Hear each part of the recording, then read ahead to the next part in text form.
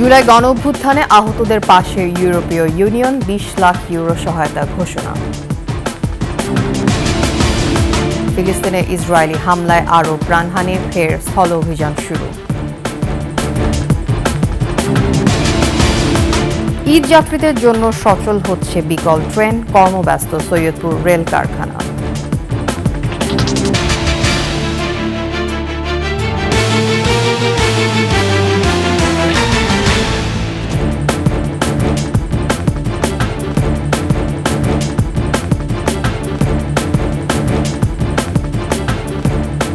শুনছিলেন সংবাদ শিরোনাম। আমন্ত্রণ ২১-এর সংবাদে আপনাদের সাথে থাকছে আমি তাসনিম আফিফা।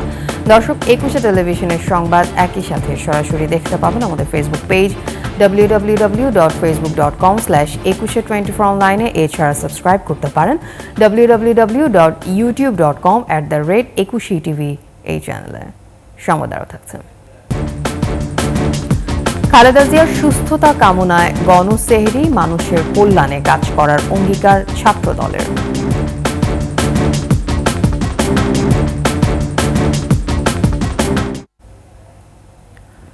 জুলাই অভ্যুত্থানে আহত ৮,০০০ ব্যক্তিকে সহায়তা দিতে ২০ লাখ ইউরো দেবে ইউরোপীয় ইউনিয়ন। এই প্রকল্পটি পরিচালনা করবে Bangladesh red crescent society. The pathways to healing, a survivor centred approach to address violence and human rights violations প্রকল্পে আহতদের সামাজিক ও আর্থিক স্থিতিশীলতা আনতে অর্থায়ন করছে ইউরোপীয় ইউনিয়ন। নাইম আহমেদের ডেস্ক রিপোর্ট।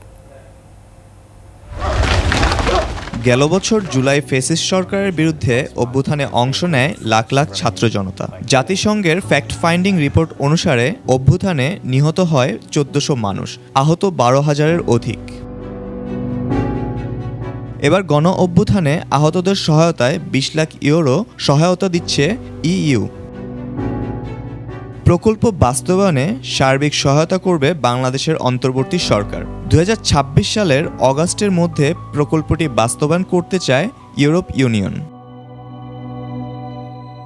জুলাই আগস্টের সহিংসতায় যারা আহত হয়েছেন তাদের শারীরিক মানসিক উন্নতি ও সুস্থতার জন্য এ প্রকল্প নেওয়া হয়েছে। পাশাপাশি তাদের সামাজিক সংহতি জোরদার ও অর্থনৈতিক স্থিতিশীলতা আনতে এ অর্থ খরচ করা হবে। বাংলাদেশ সরকার ও ইউরোপ ইউনিয়ন যতদিন এ প্রয়োজনীয়তা অনুভব করবে ততদিন এটা অব্যাহত থাকবে বলে জানানো হয়েছে। এছাড়া উপার্জন খাতেও বৈচিত্র্য আনতে সহায়তা করা হবে বলে জানিয়েছে ইউরোপীয় ইউনিয়নের দূতাবাস। ঢাকা, চট্টগ্রাম, খুলনা, রংপুর ও রাজশাহী বিভাগে প্রকল্পটি বাস্তবায়ন করা হবে। ইইউ দূতাবাস জানিয়েছে, সরকার ও অন্যান্য অংশীজনের সহায়তায় প্রকল্পের মেয়াদ শেষ হওয়ার পরও এটি অব্যাহত রাখার বিষয়টি নিশ্চিত করা হবে। নাইম আহমেদ, ২১ টেলিভিশন। বিমান হামলার পর গাজায় নতুন করে স্থল অভিযান শুরু করেছে ইসরায়েলি বাহিনী। দ্বিতীয় দিনে মৃতের সংখ্যা প্রায় ৫ শতাধিক। বুধবার মধ্য ও দক্ষিণ গাজা উপত্যকা সহ ফিলিস্তিনকে ২ ভাগে ভাগ করা নেটজারিম করিডোরের উপর ইসরায়েল তাদের আধিপত্য বিস্তার করার জন্য স্থল অভিযান শুরু করেছে। এদিকে ইসরায়েলি বিমান বাহিনীর দ্বিতীয় দিনের বিমান হামলায় কমপক্ষে ৪৮ জন ফিলিস্তিনি নিহত হয়েছে। ২০২৩ সালে হামাস ইসরায়েল সংঘাতের পর যুদ্ধবিরতি আলোচনা চলার মধ্যেই সবচেয়ে বড় হামলা চালায় তেল আবিব। এ বিষয়ে হামাস বলেছে, যুদ্ধবিরতি চুক্তির বিপজ্জনক লঙ্ঘন বলে মন্তব্য করে। এদিকে ইসরায়েলের প্রতি ট্রাম্পের সমর্থন ও গাজায় ইসরায়েলি হামলার সমালোচনা করে যুক্তরাষ্ট্রে বিভিন্ন জায়গায় বিক্ষোভ চলছে। কোনোভাবেই নিয়ন্ত্রণে আসছে না চালের বাজার। সপ্তাহের ব্যবধানে মিনিকেটের দাম বেড়েছে কেজিতে ৫ থেকে ৬ টাকা। ভোক্তা অধিকার সংগঠন ক্যাব বলছে, চালের বাজার নিয়ন্ত্রণে রাইস মিলগুলোতে অভিযান চালানো জরুরি। তবে সয়াবিনের সরবরাহ ও দাম স্বাভাবিক হয়েছে। রিপোর্ট তৌহিদুর রহমানের। এবারের রমজানে সবজিসহ অধিকাংশ নিত্যপণ্যের দাম স্বাভাবিক থাকলেও প্রতিদিনই বাড়ছে চালের দাম। ১৫ দিনে মিনিকেট চালের কেজিতে দাম বেড়েছে ৮ থেকে ১০ টাকা। ভালো মানের মিনিকেটের কেজি ৯০ টাকার চেয়েও বেশি দামে বিক্রি হচ্ছে। রোজার শুরুতে ছিল ৮০ টাকা। আগে ছিল আপনার যেটা বললাম ব্র্যান্ডের, আপনার ৭০-৭২ হতে ৮০ টাকা ছিল আগে, এখন ৮০ থেকে ৯০ টাকা। চালের দামের এই ঊর্ধ্বগতিতে বিপাকে সাধারণ মানুষ। দামটা অবশ্যই আরও রিজনেবল থাকা উচিত, স্পেশালি এই রমজানের মধ্যে। কঠিন সময় যেতেছে রোজার জন্য, সবাই বলতেছে, দেখতেছি টিভিতেও আমরা দেখতেছি, এটা সরকার একটু দৃষ্টি দেওয়া উচিত। তবে বিক্রেতাদের দাবি মোটা চালের দাম বাড়েনি। বর্তমান বাজারে ইন্ডিয়ান চাউল আছে দেখে দেশে চাউলের দাম এতটুকু আছে। চালের বাজার স্বাভাবিক করতে সিন্ডিকেটের বিরুদ্ধে কার্যকরী অভিযানের পরামর্শ দিয়েছে ভোক্তাদের সংগঠন ক্যাব। যারা এই চাল সংকটের মূল হোতা তারা আবার আমদানিকারক এবং তারাই কিন্তু দাম নির্ধারণ করছে। আমরা সরকারকে বারবার পরামর্শ দিয়ে আসছিলাম, সেটা হলো যে আমদানিকৃত যে চালগুলি আছে এগুলি আসলে কোথায় যাচ্ছে, কি পরিমাণ আমদানি হলো, এইটা একটু তদারকের আওতার মধ্যে রাখার জন্য। এদিকে সাধারণ মানের লেবুর হালি বিক্রি হচ্ছে 80 টাকায়। আমার এখানে দাদা 140 টাকা আলির থেকে 80 টাকা আলি পর্যন্ত। সর্বোচ্চ 40 টাকার লেবু এখন 80 টাকা চাইতেছে আলি। গত সপ্তাহে নিচ্ছি 100 টাকা 1 ডজন, আজকে 100 ওই 10 টাকা নিছে। অন্যান্য তরকারি মোটামুটি একটা রিজনেবল প্রাইস আছে, কিন্তু লেবু মানে প্রচুর দাম। সয়াবিন তেলের সরবরাহ স্বাভাবিক হয়েছে বলে জানান বিক্রেতারা। এখন সয়াবিন তেল অর্ডার করলে আমাদেরকে কোম্পানি সরাসরি সয়াবিন তেলে দিচ্ছে। সোয়াবিন, পাম, সুপার, ইনটেক তেল, এখন তেলের কোনো সংকট নেই। রমজানের শুরুতে সয়াবিনের সরবরাহ সংকট ছিল চরমে। কিছু ক্ষেত্রে অন্য পণ্য ক্রয়ে শর্তে পাওয়া যেত সয়াবিন। তৌহিদুর রহমান, 21 টেলিভিশন, ঢাকা। ঈদ যাত্রায় যাত্রীদের বাড়তি চাপ সামাল দিতে নীলফামারীর সৈয়দপুর রেলওয়ে কারখানায় চলছে বিরামহীন কাজ। চাকা মেরামত, বডি সংস্কার, সিট মেরামত আর রং তুলির আঁচড়ে ঝকঝকে করে তোলা হচ্ছে পুরাতন কোচগুলোকে। নীলফামারী প্রতিনিধি নূর আলম বাবুর তথ্যচিত্রে ডেস্ক রিপোর্ট। ঈদে যাত্রী পরিবহনে সৈয়দপুর রেলওয়ে কারখানায় চলছে শেষ মুহূর্তের প্রস্তুতি। অতিরিক্ত কোচ মেরামতে দম ফেলার ফুসরত নেই শ্রমিকদের। চলছে চাকা মেরামত, পুরাতন কোচগুলিতে দেয়া হচ্ছে রং, আর ওয়েল্ডিং এর খোঁচায় চলছে বডি সংস্কার। যে পরিমাণ শ্রমিক লাগে তার চেয়ে কম শ্রমিক নিয়ে এখানে কাজ করতে হয়। আমরা কাজ করতেছি শুধু আমাদের জনগণের স্বার্থে, দেশের স্বার্থে। ঈদে ঘরমুখো মানুষ স্বাচ্ছন্দ্যে যাত্রা তাদের শুভ হোক। সেই সুবাদে আমরা আমাদের কর্মঘণ্টা এখানে পর্যাপ্ত পরিমাণে বাড়িয়েছি। জনগণের নিজেকে নিয়োজিত রাখতে পারি, যাতে সবাই সুবিধাভাবে ঘরমুখী মানুষ ঘরে ফিরতে পারে, এটাই আমাদের কারণ। ঈদ যাত্রায় ট্রেন ভোগান্তি দূর ও নিরাপদ করতেই কর্তৃপক্ষের আয়োজন। কর্মঘণ্টাকে ব্যবহার করে ওভারটাইম করে, এমনকি শুক্রবারের মতো দিনগুলোকেও কাজে লাগিয়ে বা কাজ করে আমাদের কর্মচারীগণ নিরলসভাবে কাজ করে যাচ্ছেন। ঈদে ঘরমুখো যাত্রীদের নিরাপদে এবং নির্বিঘ্নে বাড়ি ফেরার লক্ষ্যে সৈয়দপুর রেলওয়ে কারখানাও নেপথ্যে কাজ করে থাকে। ঈদে বিশেষ ট্রেনও চালু করতে যাচ্ছে রেলওয়ে কর্তৃপক্ষ। এই কোচগুলো আগামী ঈদে রেল বহরে যুক্ত হবে এবং আমাদের আন্তনগর ট্রেনেই 27খানা অতিরিক্ত সংযোজিত হয়ে চলাচল করবে। ঈদ যাত্রায় এবার 120টি অতিরিক্ত কোচ যুক্ত হবে। Khurshid Alam, desk report, 21 television. দর্শক, ঈদ স্পেশাল ট্রেনের খবরাখবর জানাতে নীলফামারী থেকে প্রতিনিধি নূর আলম বাবু যোগ দিচ্ছেন সরাসরি। বাবু, আশা করি শুনতে পাচ্ছেন আমাকে। বাবু, সৈয়দপুর রেলওয়ে স্টেশনে পুরনো ট্রেনকে নতুন করা হচ্ছে ঈদ উপলক্ষে, সেই ব্যাপারে বিস্তারিত আমাদেরকে জানান। জি আফিফা, ধন্যবাদ আপনাকে জানিয়ে রাখি, সৈয়দপুর রেলওয়ে কারখানায় প্রতি ঈদেই কিন্তু পুরাতন লক্কর কোচগুলোকে সংস্কার করে নতুন করে তোলা হয়। আপনি দেখছেন যে এবছর এই ঈদে 120টি কোচ যদিও লক্ষ্যমাত্রা ধরা হয়েছিল, ইতিমধ্যে সেই কোচগুলো রেলওয়ের পাকশি বিভাগে হস্তান্তর করা হয়েছে। এখন বাড়তি এই যে কর্মযজ্ঞ দেখছেন ক্যামেরার মাধ্যমে, এখন বাড়তি 40টি কোচ কিন্তু তারা সংস্কারের কাজ হাতে নিয়েছে। এই কোচগুলো সংস্কার করা হলে দেশের বিভিন্ন প্রান্তের আন্তনগর যে ট্রেনগুলো আছে এই ট্রেনগুলোর সাথে যুক্ত হয়ে ঈদে যে ঘরমুখো মানুষ রয়েছে তাদের কিন্তু যাত্রা নির্বিঘ্ন করবে। আমরা যেটি জানতে পেরেছি, এই কোচগুলো যদি যুক্ত হয় তাহলে প্রতিদিন প্রায় 15,000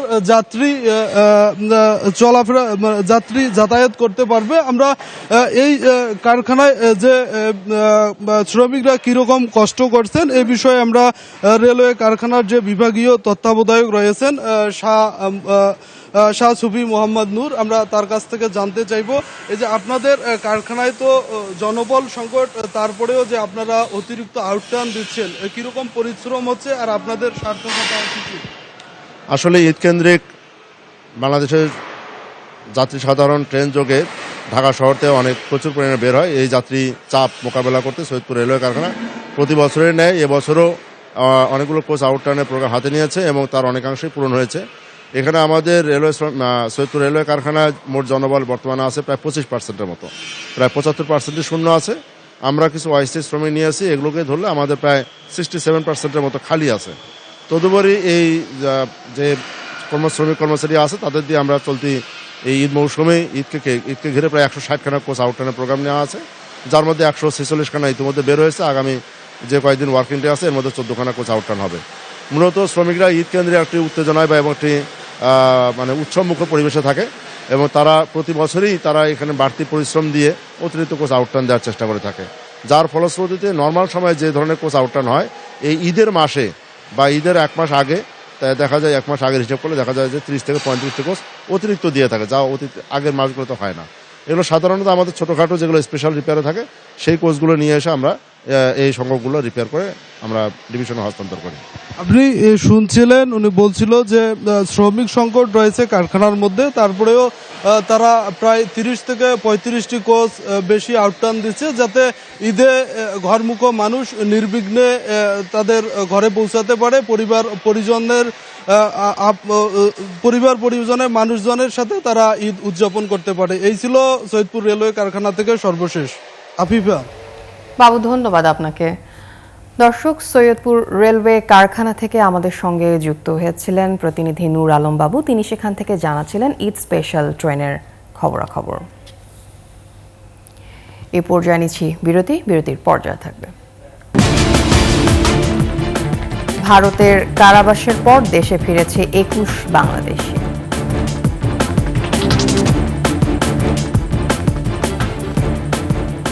আপনারা দেখছেন 21 সংবাদ।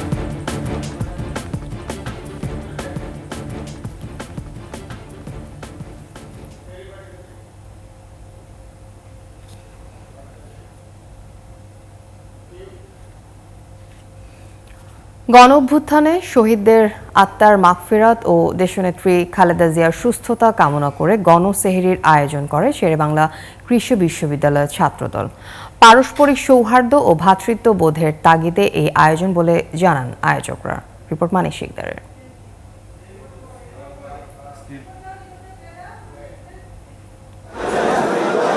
বুধবার রাতে শেরেবাংলা কৃষি বিশ্ববিদ্যালয়ের ছাত্রদলের উদ্যোগে গণসেহরির আয়োজন।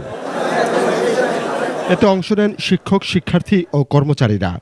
সেহরিটা যে ইবাদতের একটা অংশ, কিন্তু আমরা চাচ্ছি যে সমস্ত এই উৎসবের যে উৎসবের যে আমেজটা এটা সবার জন্য ভাগাভাগি করে নিতে পারে। আমাদের যারা ছোট ভাই বোন আছে সবাই এখানে আজকে এই সেহরিতে অংশগ্রহণ করেছে। আমরা মেয়েদের হলেও খাবার সরবরাহ করেছি।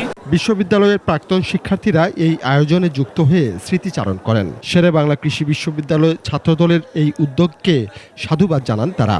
জাতীয়তাবাদী ছাত্র দলের সাবেক যারা আমরা বর্তমানে এসেছি, অনেকদিন পর স্মৃতিচারণ করেছি। আমি শেরেবাংলা কৃষি বিশ্ববিদ্যালয়ের সাবেক শিক্ষার্থী এবং সাবেক ছাত্রদল নেতা হিসেবে আজকে আমরা সবাই আসছি। অন্যান্য ছাত্র সংগঠন থেকে ছাত্রদল যে একটু ভিন্ন মাত্রা সংগঠন, যা তাদের কর্মের মাধ্যমে আজকে প্রমাণ পেয়েছে।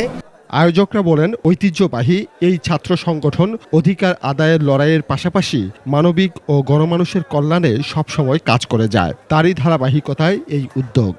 আমরা ছাত্রদলের যে সকল কর্মী আছে আমরা সবাই আর কি চাঁদা দিয়ে, আমাদের অনেকে টিউশনের টাকা দিয়ে, অনেকে বাড়ির থেকে টাকা নিয়ে এসে, অনেকে মনে করেন যে সেহরিটা করতে গেলে বাইরে খরচ হইতো, ওই টাকা দিয়ে আমরা এই অনুষ্ঠান আয়োজন করছি। দেশনায়ক তারেক রহমান যেভাবে নির্দেশনা দিচ্ছে যে আমরা সকলকে নিয়ে একটা সুন্দর, সমৃদ্ধ এবং সুখী বাংলাদেশ গড়ব, আমরা তারই প্রেক্ষাপটে আমরা এটা আয়োজন করছি। দল, মত, ধর্ম নির্বিশেষে সবার জন্য এই আয়োজন বলেও জানান উদ্যোক্তারা। মানিক শিকদার, 21 টেলিভিশন, ঢাকা। ঈদ যাত্রার তোড়জোড় শুরু হয়েছে। দূরের যাত্রার জন্য প্রথম পছন্দ রেল। দর্শক, রাজধানীর কমলাপুর রেলওয়ে স্টেশনে রয়েছেন সহকর্মী সিরাত আল মুস্তাকিম। যুক্ত হচ্ছি তার সঙ্গে। সিরাত, আশা করি শুনতে পাচ্ছেন। সিরাত, এবারের ঈদে রেলে কেমন চাপ পড়বে এবং কেমন চাপ দেখছেন এই মুহূর্তে আমাদেরকে জানান।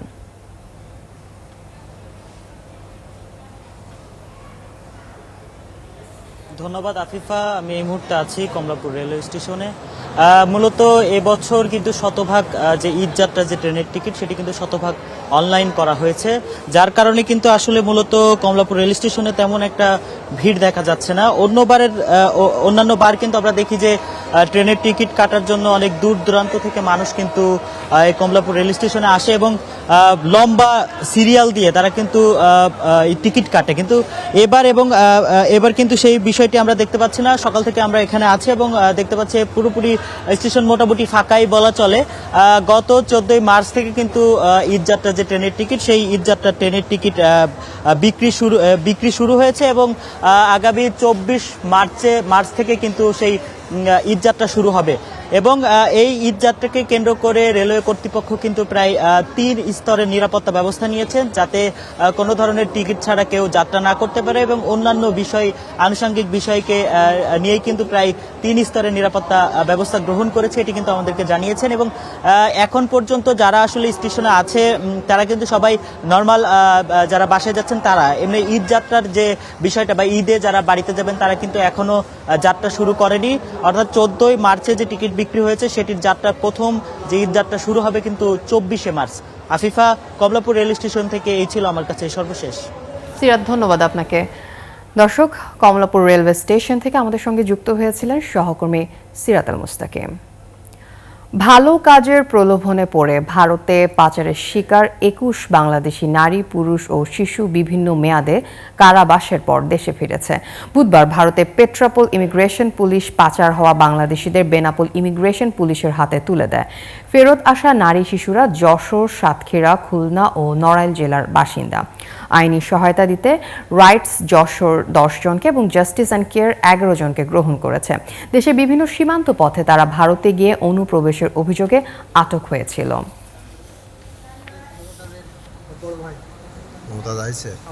শেষ করছি 21 সংবাদ, যাবার আগে সংবাদ শিরোনামগুলো আরো একবার। জুলাই গণঅভ্যুত্থানে আহতদের পাশে ইউরোপীয় ইউনিয়ন, 20 লাখ ইউরো সহায়তা ঘোষণা। ফিলিস্তিন ইসরায়েলি হামলায় আরও প্রাণহানি, ফের স্থল অভিযান শুরু। ঈদযাত্রীদের জন্য সচল হচ্ছে বিকল ট্রেন, কর্মব্যস্ত সৈয়দপুর রেল কারখানা।